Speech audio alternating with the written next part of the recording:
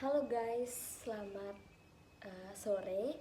Perkenalkan, nama saya Nimadi Siva Savitri dengan NIM 24060902 dengan prodi D3 Kebidanan kelas A. Nah, di sini saya akan memaparkan materi mengenai anatomi sistem pencernaan. Ya, dimulai dari mulut, faring, esophagus, esophagus, rektum, dan anus. Nah, sistem pelengkapnya yaitu ada rektum, ada pankreas, hati, empedu, dan kelenjar saliva. Nah, di sini ada 6 dasar dari sistem pencernaan yang saya ketahui atau yang saya tahu. Nah, yang pertama yaitu ada pemasukan, di mana pemasukan makanan ke dalam tubuh. Nah, yang kedua ada pendorong, pergerakan makanan ke dalam saluran pencernaan melalui saluran peristatik. Nah, yang ketiga ada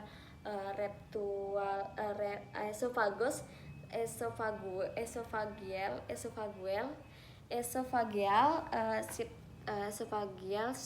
septal, proses pencernaan mekanik ke molekul ke lebih kecil. Dan yang keempat ada pencernaan kimiawi dari molekul makanan menjadi zat yang dapat diserap ke dalam tubuh seperti asam lemak, asam amino, dan monokoromida. Nah, yang kelima ada proses penyerapan, yaitu masuknya vitamin, mineral ke dalam tubuh. Ke dalam darah. Yang keenam ada proses atau pembuangan, di mana pembuangan feses melalui anus. Nah, yang pertama ada rongga mulut.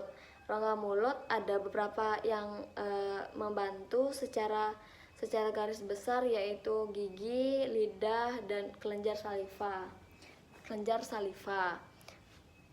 Lokasi kelenjar saliva yaitu pada kelenjar sublingual dan kelenjar submandibular. Nah, fungsi utama gigi yaitu untuk mengunyah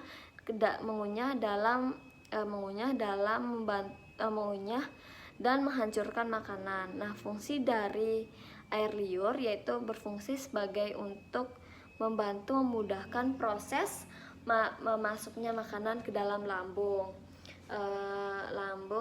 Ke dalam lambung yang menghasilkan enzim amilase, enzim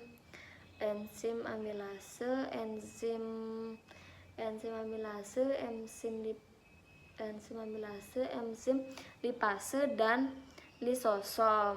Nah, enzim makanan yang sudah masuk ke mulut akan dimasukkan ke pencernaan, yang sudah masuk ke rongga mulut dimasukkan ke pencernaan lainnya, yaitu seperti esofagus, yaitu masuknya ke kerongkongan.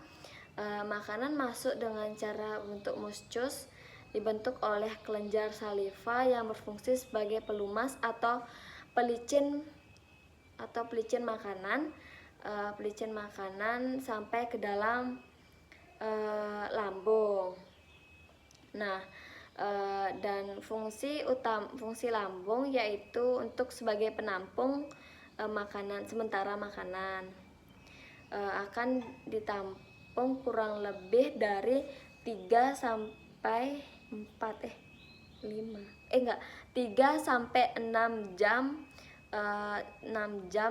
tergantung makanan yang kita konsumsi selama makanan itu yang kita makan. Nah,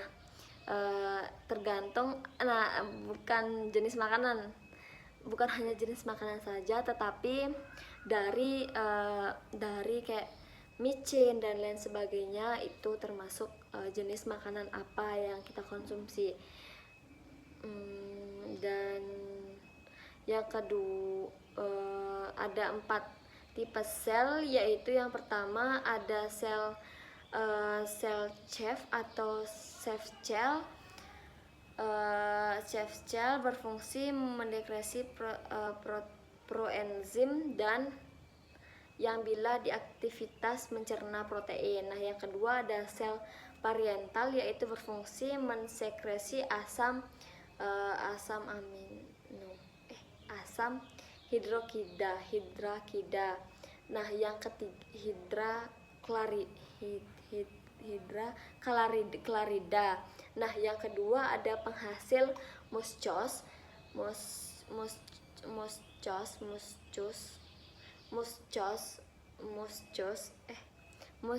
Nah, yang keempat ada sel G yang menghasilkan gastrim. Nah, secara garis besar usus dibagi menjadi dua, yaitu usus halus dan usus basar. Dan yang terakhir yaitu ada pengeluaran feses atau melalui anus. Terima kasih, selamat sore.